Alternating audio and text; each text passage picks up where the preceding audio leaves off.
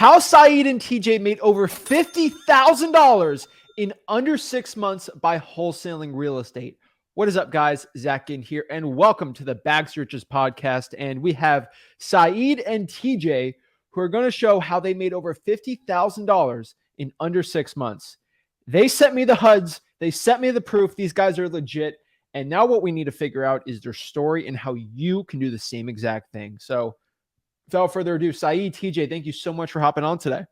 Hey, thank you for having us, man. Yeah, thank you for having us. Awesome. So let's get in your story. How did you guys get started in wholesaling real estate? Well, I seen it on the internet. I'll be honest, I saw it on the internet, and I didn't know it was a real thing. I thought it was kind of just like someone talking crazy. And then I kept seeing it, and I was like, there's got to be, some truth to this. So I just went on a binge of like watching videos and, eventually just reaching out to people who wholesale. And the company he worked for reached out to him, and that's how we met. Mm-hmm. And just been doing it, man. Just getting out there, getting it done. All right, so let's break it back down. So I want to hear individually. Have you guys were doing wholesaling deals before you guys teamed up? Like, I know TJ worked for somebody. Like, how did that work out? Mm-hmm. We actually met he came to one of our free events where we were teaching people wholesaling and things like that. The open seat was next to him. Sat down, and we kind of got to know each other, and the path kind of led us here. So, So Sayeed, before you guys met, have you done a wholesaling deal before? Before we met, no. Before we got together, I closed one. That was the one I closed earlier this year for $6,000. Okay. Then, before you met or after? After we met. Yeah. Okay, cool. All right. And then TJ, you were working for a company in Nashville that was doing wholesaling, right? Right. Mm-hmm. And what was that story going? How did you get started there? Did you close any deals with them? How do you learn acquisitions, all that stuff? Yeah. So, I had a really good mentor / boss, honestly. And I owned a marketing company, and I went to pitch him on my marketing services. And then I was kind of looking around, looking at the numbers, and I was like, I might be in the wrong business. So he let me start out there, give it a try, become an AQ manager. And then later on, I became the director of acquisitions. And I've only done about 20 deals. I worked there for about a year and a half. I did 20 or more deals. I don't have access to that Podio anymore, but and one flip. And that was pretty much it. Wow. Okay. And so you get 20 deals there. You got some good experience. He taught you it, but probably something wasn't working, or you wanted a little more. So what was that transition like? So did you team up with Sayeed? Like, how did that go about? Yeah. So, well, first, what brought it in my head was, I realized I've generated someone 7 figures. And then I got news that I was having a son, and realized, if I can, not saying I'm better than this person, but maybe I can generate these 7 figures for myself. So yeah, just, I left, and then, Sayeed was out there, and we made a good team. So we started just cold calling, driving for dollars, got in the trenches. And got that $40,000 deal within a month, honestly. Like, dude, all right. Before we get the exciting deals, I got to ask a couple quick questions, just so some people watching this, right? I've heard a lot of horror stories of acquisitions, people being treated terribly. Would you mind sharing how much they paid you? We're not going to talk about the company or who it was, but do you know how much roughly they were paying you? Yeah. So in the beginning, it was 10. And then once I became the director of acquisitions, it was $2,500 a month base, and then 10%. It's so small compared to like 50%, and then you actually running it, right, and doing bigger deals. So I think you made a good move there. So let's talk about this. You guys met at the event. Did you automatically become partners? How did that work?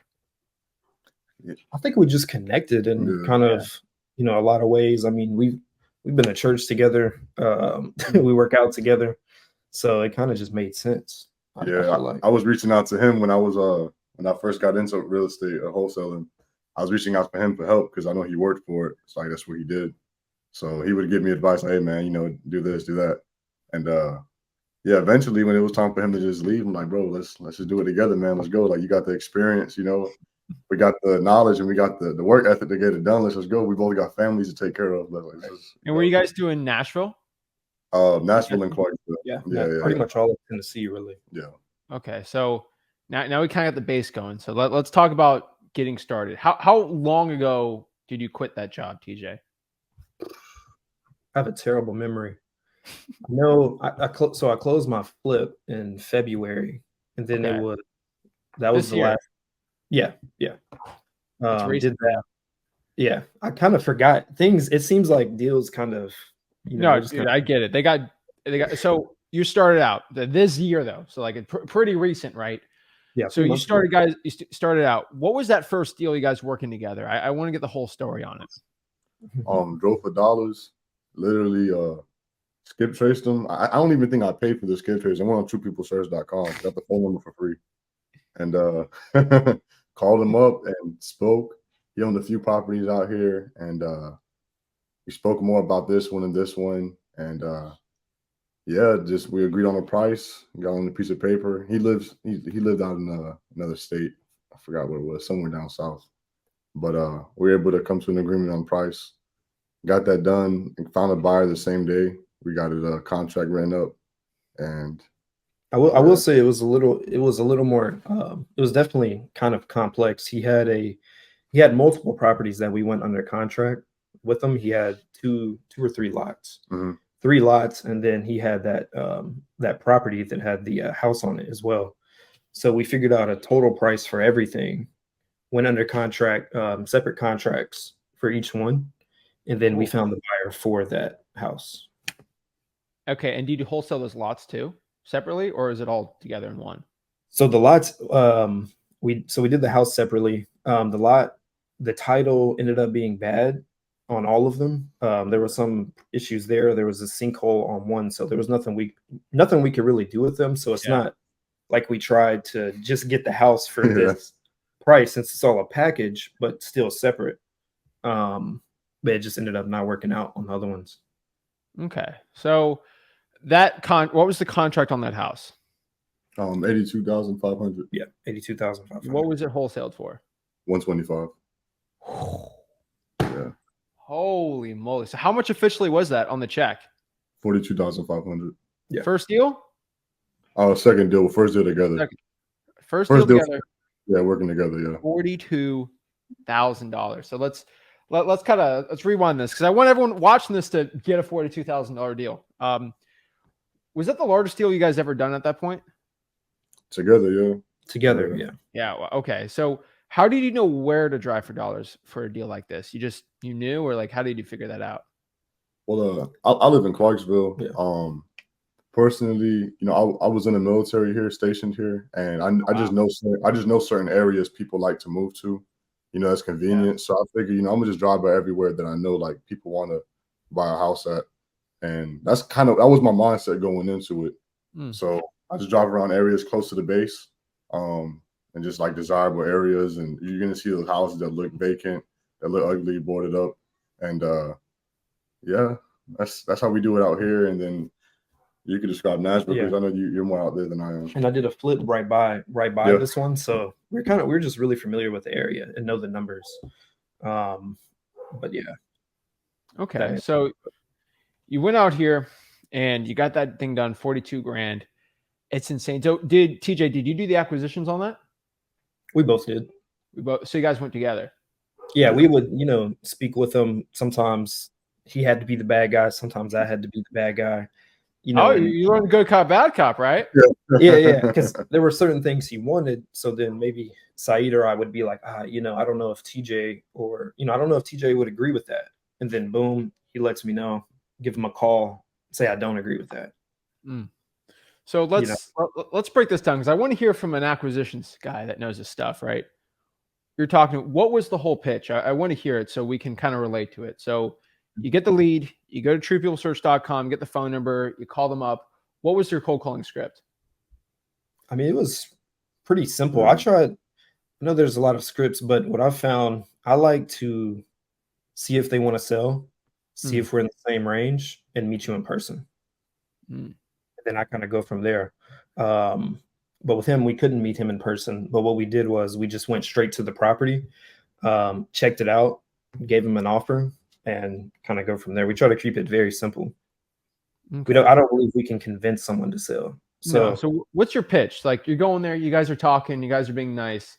Yeah. As you know, in acquisitions, especially in person, there's this weird lull in between. Like, you're talking, you're showing around the house, and we get right into business, right?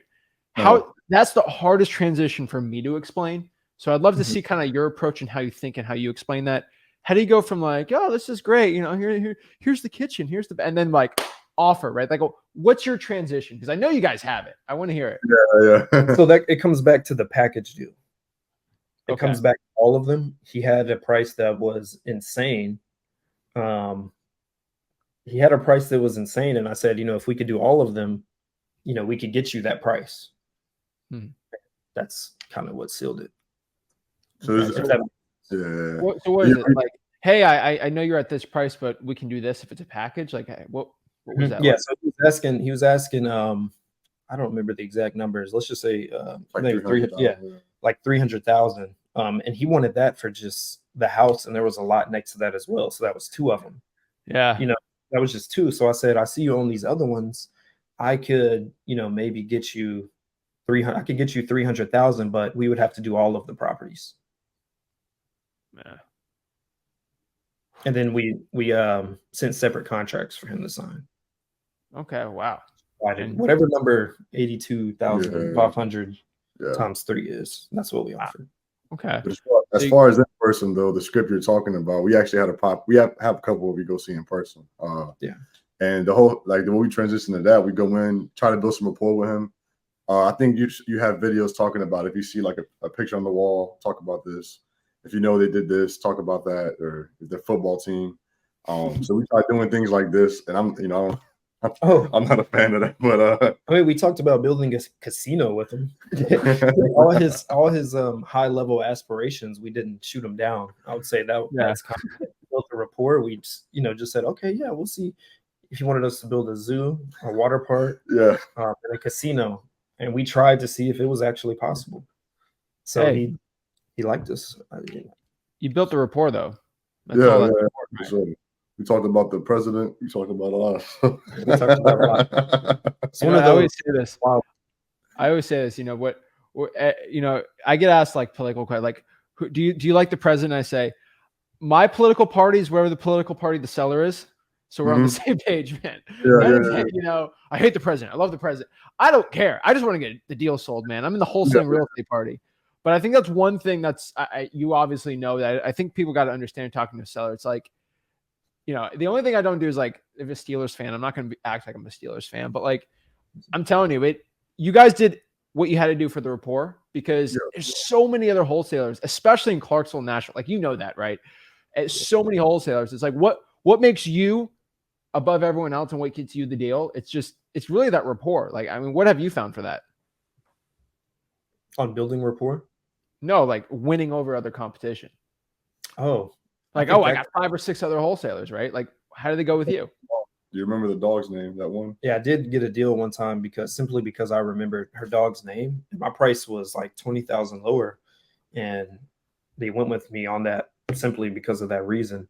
But I think we just try to make friends, be completely transparent. Even if our offer is lower, we let them know this is a number that we can guarantee that we will close on this property.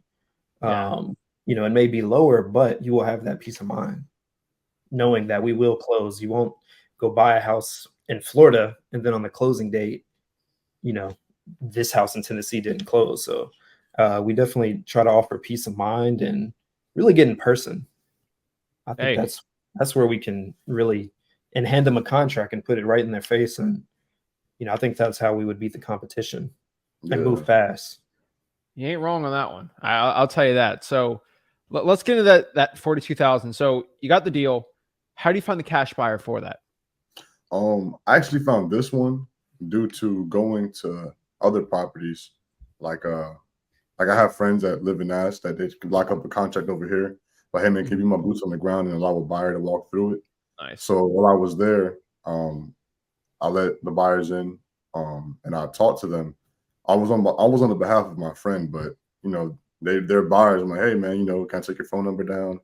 Whatever. Took his phone number down, and the other buyers I also talked to, I found them through going to real estate meetups.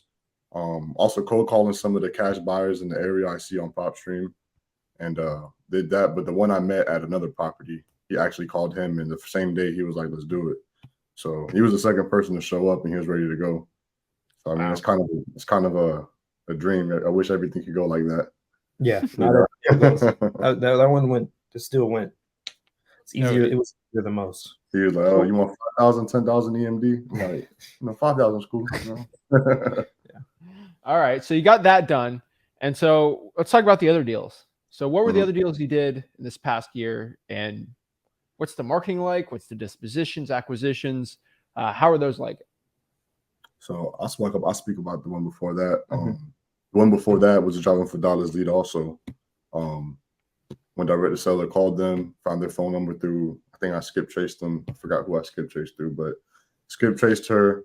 She was going through a situation where the bank was going to foreclose on her home, I believe, and talked to her. I just kept following up with her for 6 months. There would be months where I wouldn't hear from her, but I'm calling her every other day, sending a text message. I look like a crazy person if you looked at the text messages, but I was calling her every day, speaking with her, and eventually she was like, "Yeah, let's do it." You know, this one I didn't make so much on there. I was actually just trying to help her, you know, but I saw how the value in this is, you know, like you get paid for helping people in a sense, people who go through situations where, you know, wholesalers, if it wasn't for wholesalers, you know, someone going out there and cold calling and marketing, they wouldn't, you know, be able to close or get the money they need to get out of the situation. So yeah, that one was a good one. I think I closed like, yeah. So how do you find the buyer on that one? That one actually, cold calling, man. I cold called all the cash buyers in the area. Like cash sales? Cash sales, yeah, cash sales. So like on PropStream? Mm-hmm. Okay. And so what's your script for them? I'm just straight up like, I love it. Hey John, this is Sayeed. You know, I see you bought some properties here as an investment. Just want to know if you're interested in any more in the area. I got one. I think that'll fit your buy box. And then it go from there. I'll send him an email with a Google Drive photo attachment with all the photos of the property.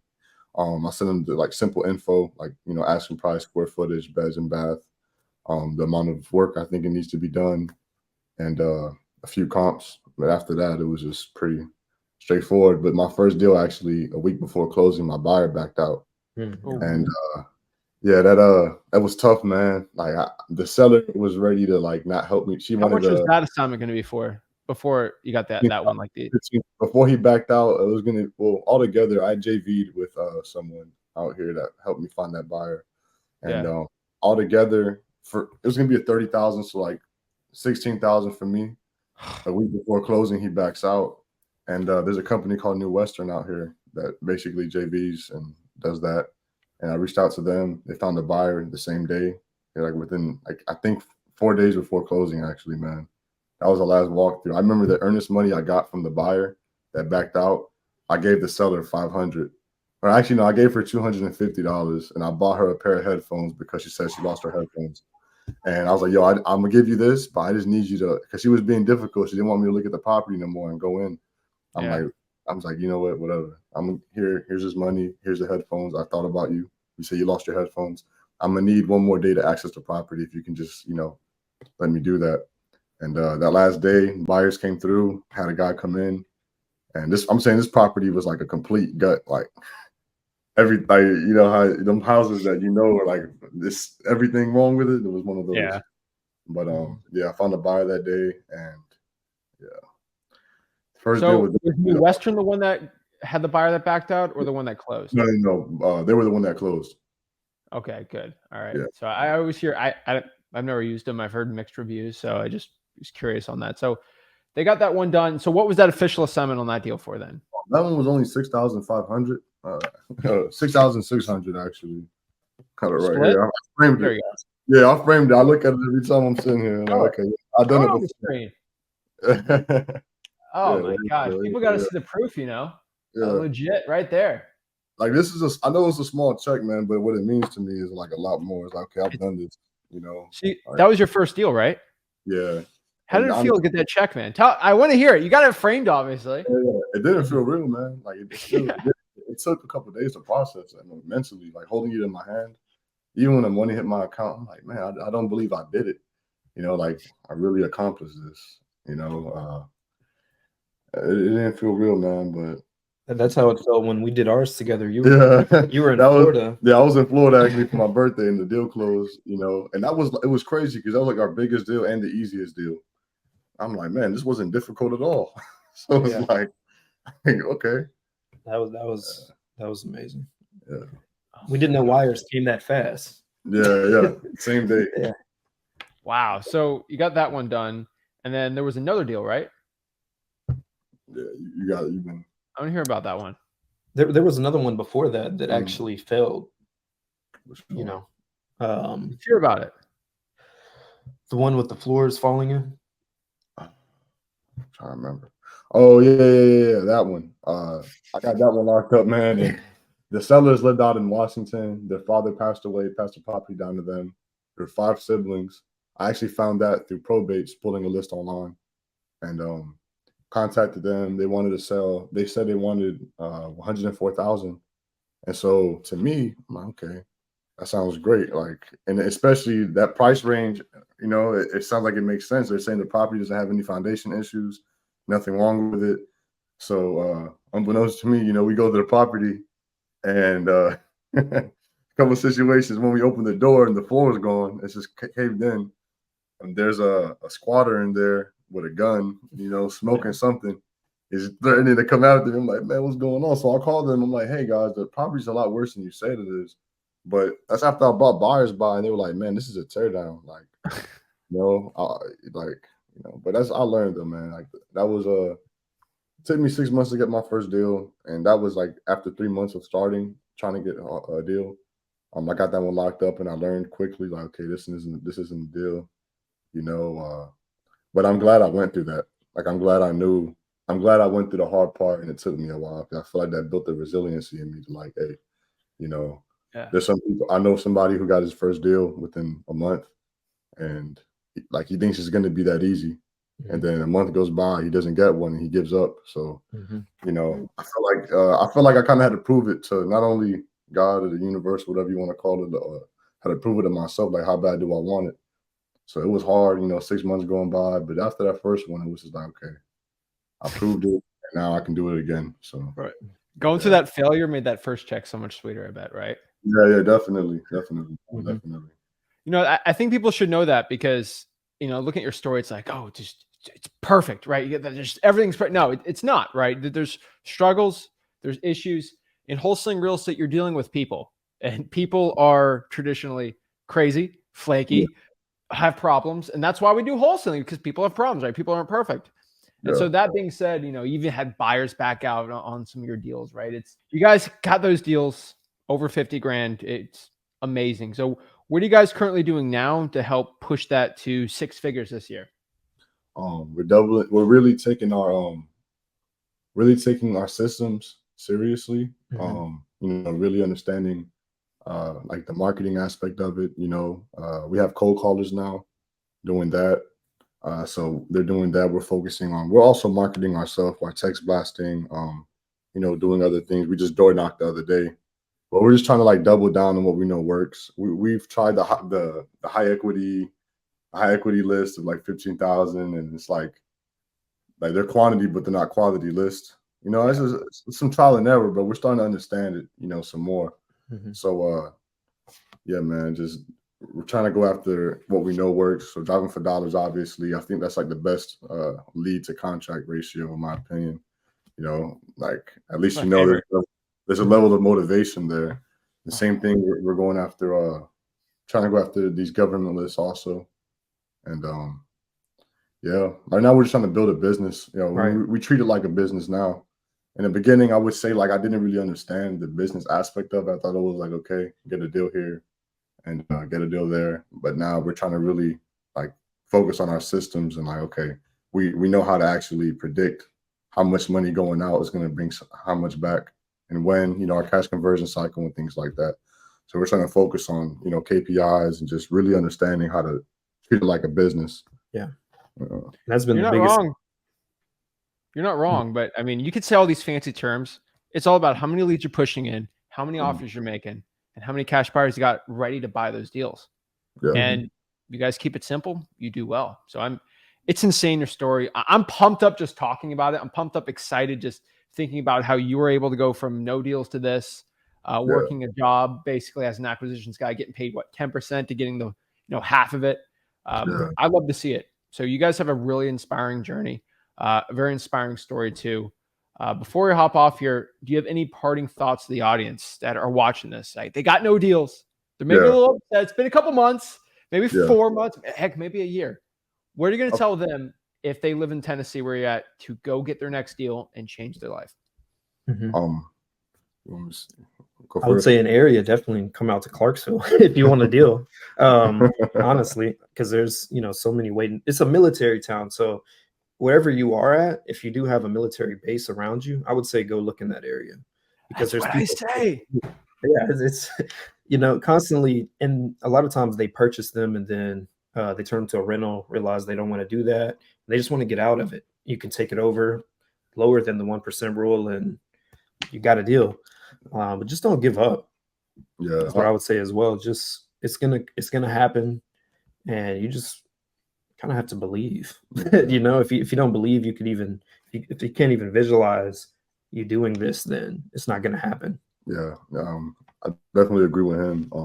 For me, I have friends that took him 3 months. It took me 6 months. I have a friend that it took him, I think, 1 year and 2 months, but his first deal was $95,000. Right. So it's like, imagine going that long and you're not seeing it. Like, I had to change my mindset about it. Okay, it's gonna take me 6 months, but at the end of the day, I'm learning. I got to earn my stripes in a sense. I'm learning what doesn't work. I'm learning what does work. So I mean, everybody has a different timing. Everybody has different timing, a different journey. So at the end of the day, it's how bad you want it. It's not really I wouldn't say, like, you can't base your time off of someone else's timeline. And one thing I can say though is if you don't know how many people you're talking to a day and you're not taking those numbers seriously, then I mean, you're basically just waiting for, I guess, luck. And that's something I was doing in the beginning. I was okay, I'm gonna make this many calls a day, but then it would kind of change sometimes. But when I really said, okay, this many hours a day, I'm gonna do this many calls, I'm gonna do this much agent outreach, I'm gonna do this much buyer outreach, this many follow-ups a day. Like, when I started treating it like that, then okay, I can start to kind of predict, okay, things are going better now. Okay, I have momentum now. So I mean, yeah, guys, just keep pushing. Like, I know that feeling, man, especially that you have a family that depends on you. I got out of the Army last year. And I wanted to focus on this, and it was hard those 6 months after getting out and not getting anything.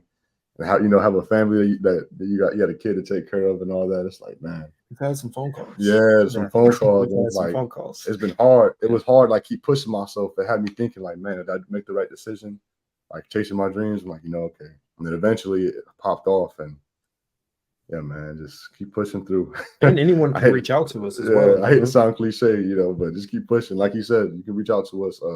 We got a strong buyer connection out here in Tennessee, and we just want to see people win. Yeah, that's it, man. So if you guys obviously have the sauce in Clarksville, Nashville for buyers, so if you want to JV with him, Sayeed or TJ, this is Sayeed's Instagram at Sayeed the Don, and then we got at Chief Danko. Yep, correct. Danko. We got those Instagram. I think they're funny names, but seriously, hit them up. Let them know I got deals, stuff like that, and we're good to go. I can give you my word. Those HUDs are legit. Those checks are legit. So I can assume the best. They got legit cash buyers. Still do your due diligence, obviously, but you're Nashville, go hit them up. So Sayeed, TJ, thank you so much for hopping on. I really love your story. I can't wait to have you on probably hopefully next year to see where your business has grown even more, because you're just going to keep compounding it. So I'm so excited for it. But Sayeed, TJ, thank you guys so much for hopping on. And yeah, guys, make sure you hit that like button, subscribe, and see you on the next one. Thank you, guys.